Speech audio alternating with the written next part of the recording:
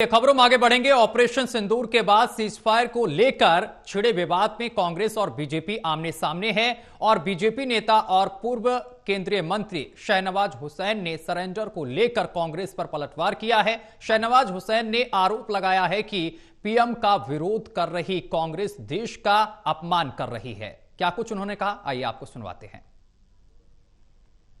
BJP प्रवक्ता पूर्व केंद्रीय मंत्री शाहनवाज हुसैन और जिस तरीके से विवाद छिड़ा हुआ है सीज फायर को लेकर, सरेंडर बनाम नरेंद्र, इस बहस को लेकर बीजेपी और कांग्रेस आमने सामने हैं। शाहनवाज जी, बड़े आरोप लगाए जा रहे हैं। राहुल गांधी ने बयान दिया और उसके बाद बीजेपी हमलावर होगी, कांग्रेस ने पलटवार किया। आखिर चल क्या रहा है?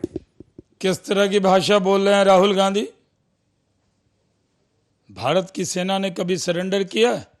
सरेंडर करने का इतिहास पाकिस्तानियों का है। भारत के डीएनए में कभी सरेंडर नहीं है।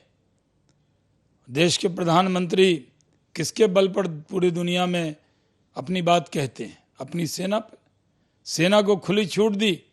सेना ने ऑपरेशन सिंदूर लॉन्च किया, 9 आतंकी अड्डे उड़ा दिए, 11 एयरबेस उड़ा दिए, 100 से ज़्यादा आतंकी मार दिए, 50 से ज़्यादा सैनिक उनके ढेर कर दिए।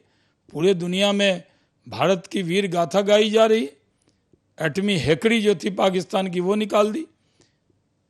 71 में वो एटम पावर नहीं था, आज वो पाकिस्तान एटम पावर है।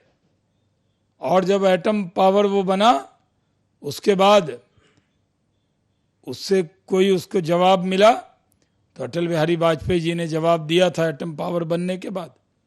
और उसके बाद पाकिस्तान हमारे यहाँ 10 साल यूपीए के दौर में हमले करता रहा, खांसी नहीं निकली इनकी। बहुत वीर बनते हैं कांग्रेसी। मुंबई पे हमला हुआ, कुछ किया? सिर्फ गृह मंत्री का विभाग बदल गया, मुख्यमंत्री इस्तीफा दे गए। और क्या किया आपने पाकिस्तान का? अजमल आमर का साहब पकड़ा गया, जिंदा सबूत था, कुछ नहीं बिगाड़ा पाकिस्तान का इन्होंने। और आज कह रहे हैं कि भारत ने सरेंडर कर दिया। माफ़ी मांगनी चाहिए। देश में बहुत नाराजगी, कांग्रेसियों को लोग तलाश रहे हैं। किस तरह की भाषा बोल रहे हैं? कोई भी देशभक्त इस भाषा को स्वीकार नहीं करेगा। लेकिन कांग्रेस कह रही है कि वो भारत ने सरेंडर किया, ये नहीं कह रहे। देश की सेना पर गर्व है। नरेंद्र मोदी ने सरेंडर किया, अमेरिका के दबाव में किया, ये आरोप वो लगा रहे हैं। नरेंद्र मोदी बॉर्डर पर लड़ने जाते हैं? कहीं किसी देश का प्रधानमंत्री अगर जीतता है या कोई सरेंडर करता है तो सेना ही होती है उसके पीछे। पाकिस्तान ने सरेंडर किया था तो क्या पाकिस्तान का चीफ आया था या प्रधानमंत्री या राष्ट्रपति सरेंडर करने आया था? उसकी सेना ने किया था। नरेंद्र मोदी का नाम लेकर सेना का अपमान बंद करे कांग्रेसी। ये जो पूरा विवाद है, ये एक बड़ा ऐसा मैसेज दे रहा है कि घरेलू राजनीति में विवाद है और कहीं ना कहीं कौन कर रहा है? कांग्रेसी जो कर रहे हैं। सेना के नाम पर राजनीति हो रही है और ये एक बड़ा मैसेज जा रहा है। ये कांग्रेसी कर रहे हैं। आपको कोई कांग्रेसी मिले तो समझाइए, ऐसा काम मत करो। कांग्रेसियों, देश की सेना को बदनाम मत करो। ये पराक्रम करने वाली सेना है। आज कांग्रेस नेता पवन खेड़ा ने प्रेस कॉन्फ्रेंस की। उन्होंने कहा कि जो सवाल उठाए गए हैं वो पीएम पर उठाए गए हैं, देश पर नहीं उठाए गए हैं, सेना पर नहीं उठाए गए हैं।